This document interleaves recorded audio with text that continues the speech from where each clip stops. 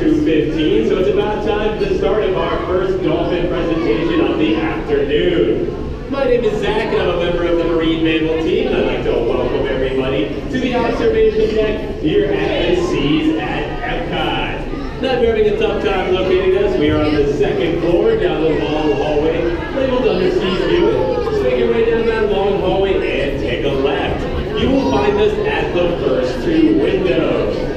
Now, here at the Seas, we have four common bottlenose dolphins. The names are Rainier, Kyber, Calvin, and Malabar.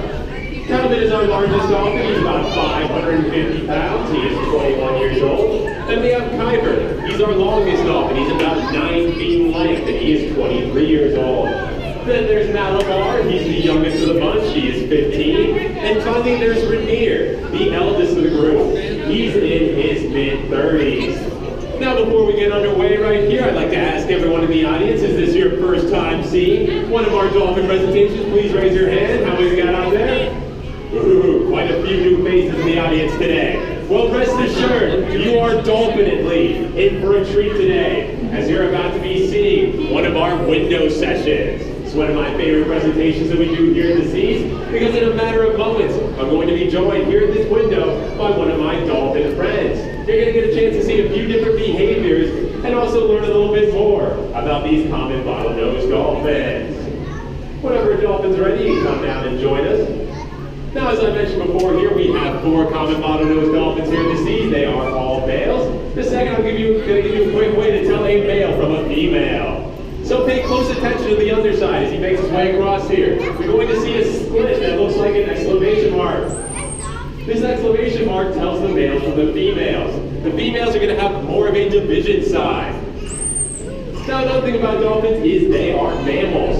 So they're going to come to the surface about every 45 seconds or so to take a breath of air. You don't breathe through their mouth though, they breathe through their blowhole. You see some bubbles right there through that blowhole?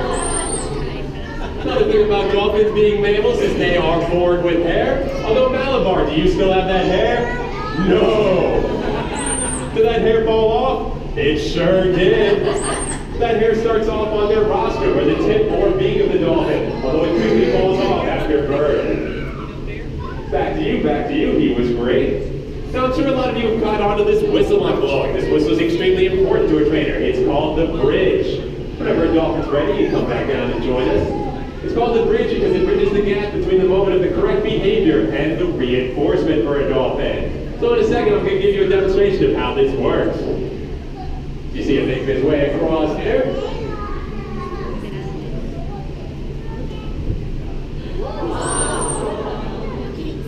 Back to you, he was great. So you saw a beautiful flip right there. I bridged him, and then he made his way back to that floating dock. Now once he gets up there, he's going to be reinforced. Now, does anyone in the audience have a guess as to what we might use as reinforcement for our dolphins here at the Seas?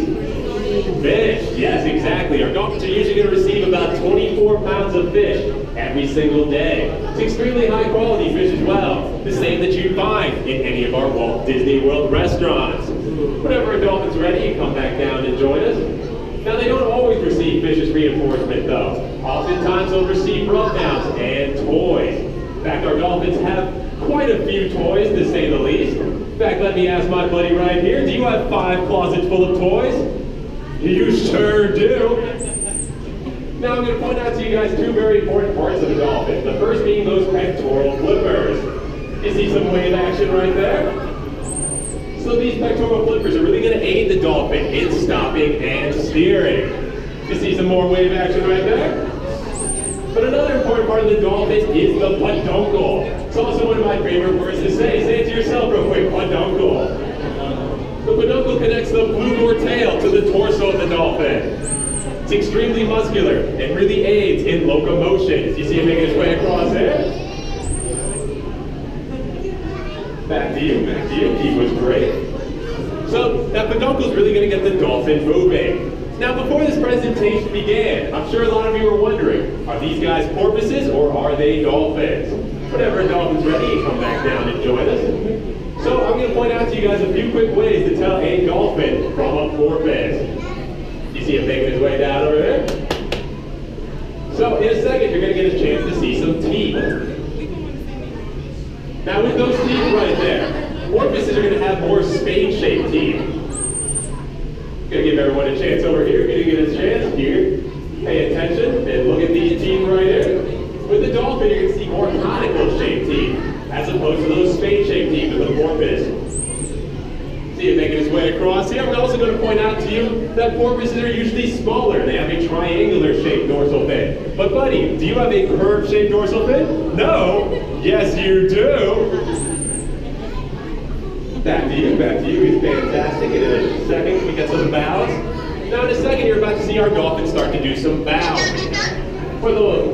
We get some bows in a second. We're going to see our dolphins emerge from the water. And this is the perfect time to mention, as beautiful as these creatures are, it's very important that if you come across a dolphin in its natural environment, that you never attempt to approach one. You need to keep a distance of at least 50 yards away at all times. The reason why I say this is you don't want to do anything to affect a dolphin's natural behaviors. It's also important you never attempt to feed a wild dolphin. Feeding a wild dolphin can lead to that dolphin learning begging behaviors. Then if they pass this on to the next generation, that next generation might not learn how to hunt for food and might rely solely on begging behaviors to acquire food. Finally, it's important to mention that dolphins are protected under the Marine Mammal Protection Act. If you're curious as to what exactly this entails, basically if you're caught touching, feeding, or harassing a dolphin, you could receive a fine of up to $20,000. Oh, come on, ladies and gentlemen. Seems like half of you weren't surprised at all by that number right there. One more time. $20,000. There you go. That's almost a brand new car. Just because you tried to hop in the water with a dolphin and tried to feed one. But don't worry, this is the easiest fine to avoid. All you have to do is observe a dolphin from afar or take a picture of one. Whenever a dolphin's ready, you come back down to join us. Speaking of taking a picture of a dolphin, I recommend everyone get out their cameras and phones, because at this time you're going to get a fantastic photo opportunity with one of our dolphins. Make sure you have those cameras and phones ready. And make sure you give a huge round of applause to all 4 of our dolphins. They all did a fantastic job this afternoon. Now, if you didn't get a chance, I believe he's going to join us over here at the first window. And one final time, make sure you give a huge round of applause to our dolphins. Now make sure you stick out your hands and wave goodbye.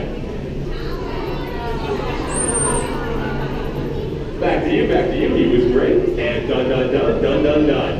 And at this time, that is going to complete our presentation for this afternoon. If you weren't able to catch it in its entirety, I will say there's another presentation later today at 4:15. You have to be on the other side of the barrier until we open it up. You might see a different dolphin or a different presentation entirely. But once again, I really appreciate everyone coming out to the seas today, and I hope everyone here enjoys the rest of their day at Epcot. Take care, everybody.